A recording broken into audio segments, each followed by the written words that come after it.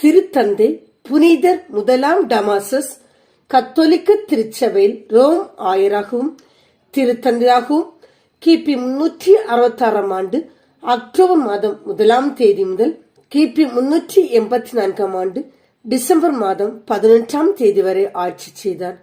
இவர் கத்தோலிக்க திருச்சபையின் 37ஆம் திருத்தந்தை ஆவார்.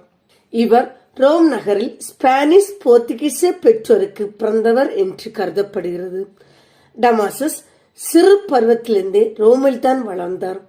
இவரது தந்தையின் பெயர் அன்டோனியஸ் ஆகும். இவரது தாயாரின் பெயர் லாரன்சியா ஆகும். இவர் பின்னாளில் குருத்துவம் பெற்று புனித லாரன்ஸ் ஆலயத்தில் குருவாக சேவை புரிந்தார்.